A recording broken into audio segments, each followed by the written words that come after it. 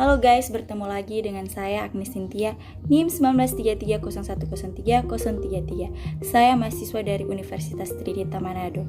Di video kali ini saya akan membahas tentang analisis kadar etanol dalam obat batuk dengan metode kromatografi cair. Nah, yang pertama saya akan membahas tentang latar belakang dari jurnal ini. Etanol merupakan senyawa kimia yang umum digunakan sebagai pelarut dalam obat-obatan.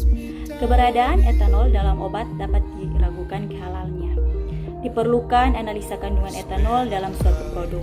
Kromatografi cair merupakan metode yang akurat untuk mengetahui keberadaan etanol dalam sampel.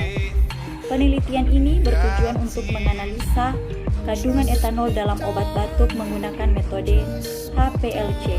Metode yang dilakukan terdiri dari persiapan standar etanol dan sampel obat batuk serta analisa sampel dengan HPLC.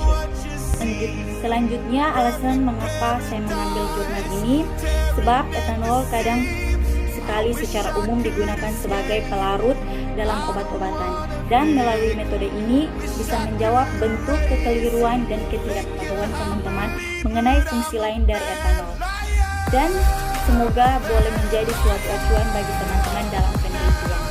Kemudian isi dari jurnal tersebut. Etanol merupakan salah satu bahan yang umum digunakan sebagai pelarut seperti pada parfum, pewarna makanan, dan obat-obatan. Penggunaan etanol ini dalam obat juga memiliki fungsi sebagai bahan berkhasiat, pelarut, dan pengawet. Etanol sebagai bahan berkhasiat dalam obat pada umumnya hanya digunakan untuk penggunaan luar atau topikal. Obat batuk dan flu juga pada umumnya memiliki kandungan etanol. Senyawa etanol digunakan sebagai pelarut paling aktif yang terdapat di dalamnya. Analisa kandungan etanol dapat digunakan menggunakan berbagai metode, diantaranya kromatografi gas dengan metode HPLC paling tepat untuk menganalisa kandungan etanol dalam suatu produk. Selanjutnya metode. Dalam metode yang pertama itu persiapan standar dan sampel.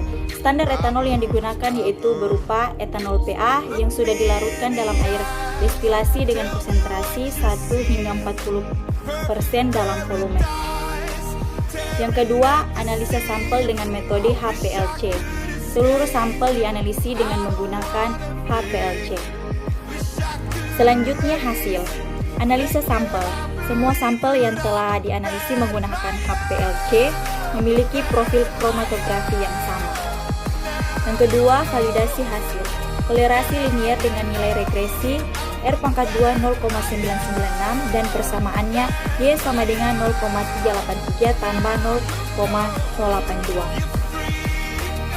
Hasil perhitungan menunjukkan bahwa sampel obat batuk jenis XX memiliki kandungan etanol sebesar 7,339%. Meskipun konsentrasi etanol kurang lebih 13% penggunaannya dalam obat batuk yang berfungsi sebagai pelarut pada umumnya berasal dari etanol dengan kadar 95% yang diperoleh dari proses destilasi hasil fermentasi.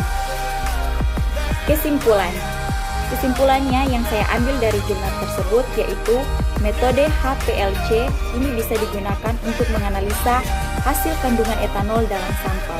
Oleh karena itu, metode HPLC ini digunakan untuk menentukan bagusnya suatu produk.